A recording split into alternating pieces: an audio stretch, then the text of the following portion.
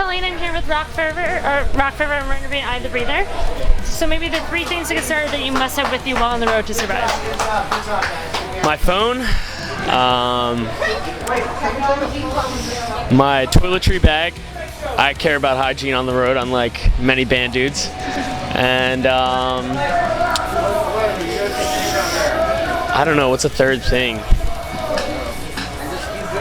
It's just my phone. It's just strictly my phone. I'm gonna say my pillow. That's yeah. Okay. Phone. What else? Phone, pillow, and snacks. Oh no, coffee. Definitely coffee. Of course, coffee. All the coffee in the world. And then I know you guys have been on this headliner it's been nonstop. I think you've had like 3 days off. And Yeah. You finished it in a few days. How has it been though, headlining? Oh, it's been really great. Actually, my favorite part about it is the fact that the north just got slammed with snow, and we just went straight down the coast, down through Texas over to California. So we missed a lot of this awful weather, and now it's kind of getting warmer here. But the shows have been good. We've had a good time. The bands are all cool. I would completely agree. Yeah. And then LifeReaper came out in July. How do you think it's been going over so far for you guys? I think it's been going well. We released it on Warped Tour, and then we didn't do much touring for a couple months. I think it slowed down a little bit. We did like a little run with Darkest Hour and Unearth, and then we went to Europe for the first time, which was great, but didn't benefit us in the U.S. as much. And now, so this is like our first real tour off LifeReaper. So I would say it's good. I think that the band changed the sound a little bit. For the better, in my opinion, and I think most other people would agree with that too. They're always going to be the people who say, hey, we miss the old stuff, but can't please everyone. I feel like we've improved greatly as like a live band too. I feel like we've gotten a lot tighter and just like, I don't know, we're just more connected now, and it's easier to, play together. Yeah, we've played these songs like 800 times now in the last 6 months, so we're good. And then I know you spoke about it, but you did go to Europe for the first time as a band. Maybe how was that experience for you guys playing these places you never played and coming out? How was it? It was incredible because I think the band's been way overdue. We were supposed to go back in like April of 2012, and that got canceled for whatever reason. And then we went to Russia, and that was like life-changing. Insane. I would have never expected to go to Russia, like ever. That was really cool. St. Petersburg was beautiful. Yeah, we played a show in St. Petersburg, and it was like totally packed. It was a free show. It got changed to a free show at the last minute, and I just went to like check my mic. All the lights were off, and the crowd just started chanting USA. Like, it was crazy. Yeah. It was so cool. I'd say my favorite place was Czech Republic, just because like I love all the culture there, and like it's kind of where my family originated from, so I got to learn, about the culture, about that. So that was really cool. Yeah, had a great time there. We had a day off in Paris too. We had a day off in Paris, so we got to explore and go see all the historical sites and all that stuff. The Eiffel Tower, Notre Dame. We even stopped by and saw the Louvre for a little bit, and that was really cool. Yeah. And going back to the album a little bit, you said it was kind of a little bit of a change for you guys, a little bit different sound. Was that affected in the songwriting process, or do you think it's been pretty similar to what you guys have already been doing in the past? No, we definitely did something different this time. The band's old guitar player Justin quit, and he wrote a lot of the older music, but we kind of had been wanting to change it up for a little while, and so this album we wrote mostly in the studio, which was really cool because none of us are like super efficient at recording, so we were kind of able to collaborate with people and kind of make the songs unfold that way instead of going in with everything already perfectly mapped out. I felt like it gave us more room to experiment.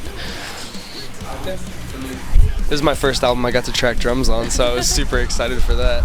They kind of had the drums mapped out, and I just went in and kind of freestyled it and did my own thing, and I'm really proud of it. I love how it turned out. I've always been like a huge fan of the band, like before I even joined, and like being able to put my mark on it's really cool. Yeah, and it was crazy because he had work in like 3 hours, so he just tracked. Like we came in, we weren't even sure we were gonna do drums that day, and they were like, all right, let's do drums, and so he just did like all the songs in 3 hours, and then rushed to work like all sweaty. I was drenched in sweat. And then for the soft one for each of you, the first CD or first cassette you ever remember getting as a kid, and the first concert you ever went to? Oh man, first cassette I would have to probably say Backstreet Boys. It was probably Backstreet Boys, the Millennium cassette. I didn't have that. I didn't have the CD yet. But the first concert that I remember going to was actually Hanson. It was my sister kind of like forced me to go, and I remember falling asleep on the lawn. And but I loved it. Forced him to go. Yeah, Totally forced yeah, him. Yeah, exactly. Yeah, but it was fun. It was cool.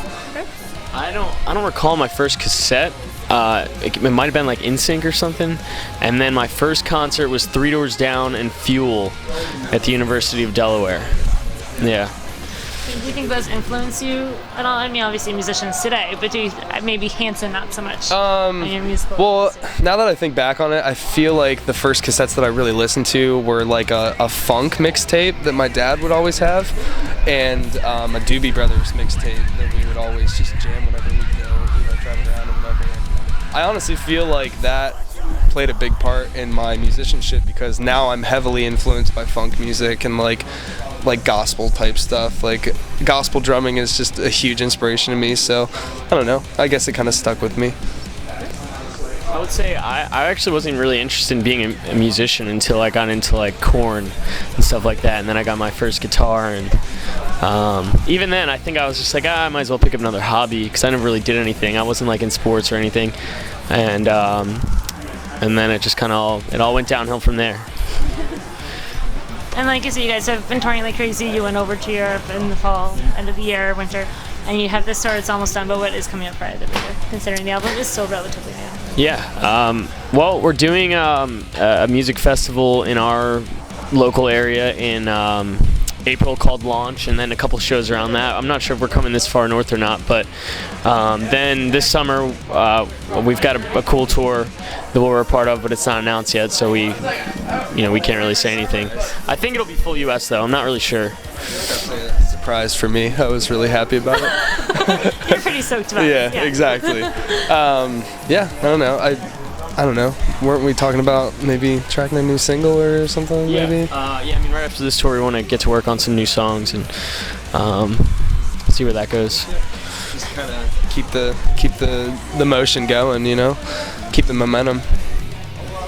Well, thanks for taking the time to talk, guys. You can catch them on catch them on the store, and hope to talk to you again soon. Cool. Thank you for having us. Thank you. Thank you.